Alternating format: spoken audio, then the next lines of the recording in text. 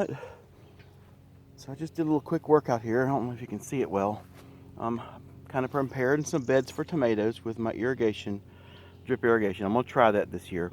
I like a sprinkler, but you know, I guess apparently the water on the leaves is bad for them. So, cucumbers are slowly coming along. Of course, I had major armadillo dig this morning, and this poor little baby right here was totally covered up. So, and we had some cool weather, so, but I hope these things take off soon.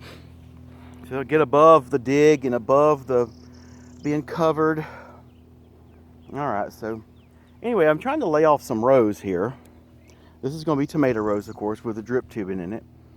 But in the center part of the garden, I've also got some little rows laid off, which this is actually where I had a big pile of that garden blend, and it's been breaking down over the last couple of years. So, and that's the last remnants of the pile, that elevated mound right there.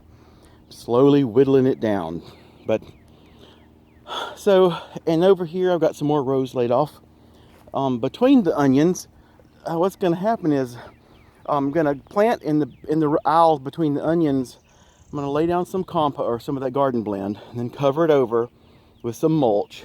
And then when I take the onions out, that'll become the walkway. So I'll just kind of shift them left and right. And, you know, since I have plenty of space, but this is my garden space, and I'm just going to try to rotate it around some.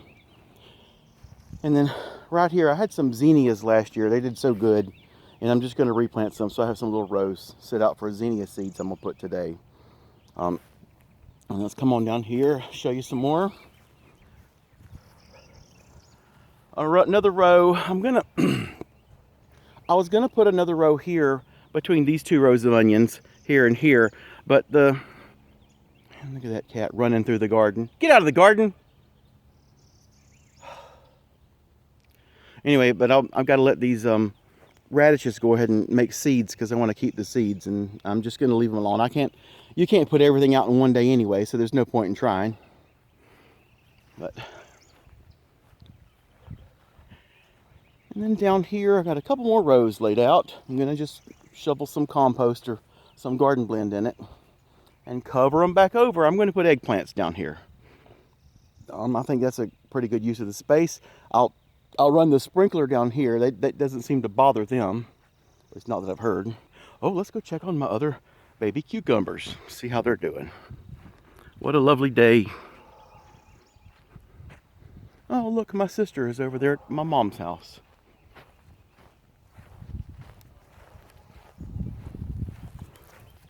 Hey babes, how are y'all doing? Oh, you're doing good. Looky there. Those cucumbers have done really well. There was only one of these that didn't come up, and he's popping up now. I counted the seeds when I put them out. So 1, 2, 3, 4, 5, 6, 7, 8, and 9. Whenever he finally pops out. And that's what I planted. And down here, I planted 15. I'm pretty sure it was. So 1, 2, 3, 4, 5, 6, 7, 8, 9, 10, 11, 12, 13, 14. Uh-oh. One's missing. Well, that's okay. I think I'm gonna put some more cucumbers in the rest of this. We'll see. And now let's go check on my squashy babes. Planted those in some more compost. Well, not compost.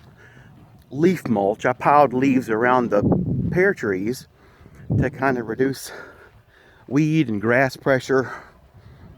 And it's really helped them a lot. But I was pulling weeds out of it. There's a few that come up in it.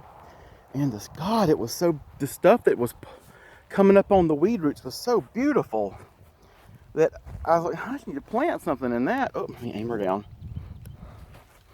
So these are some replacement ones here. Just popping up. The replacement ones are from where they just didn't come up before. I think I planted them too deep. So a couple of replacements. But then when you get here, those are the originals, and they're actually doing pretty doggone good. Yeah. Look at that. Hey, baby. Yeah. And here's a little something. I'm not sure what this is. Let's pull it up and see. Let's see what we get. Aha, that's a choke cherry. That's what we call a choke cherry.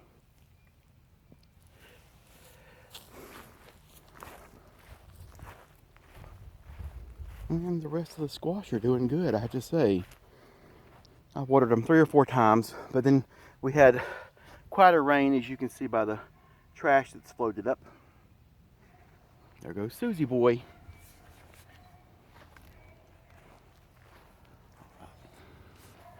Let's see if we're getting any pears. Wait, here comes my sister April. All right, we were going to look for pears. April's not going to come say hey. I guess she has business.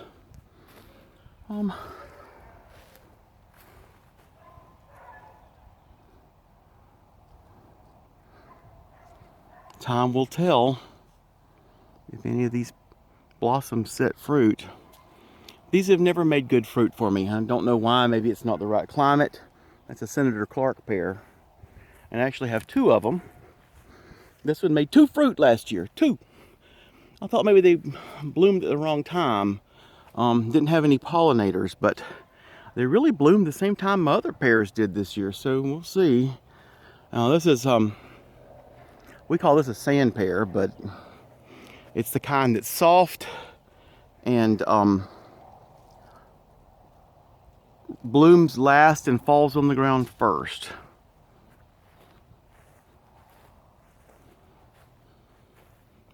Giant Turnbull. It actually usually makes pretty good pears.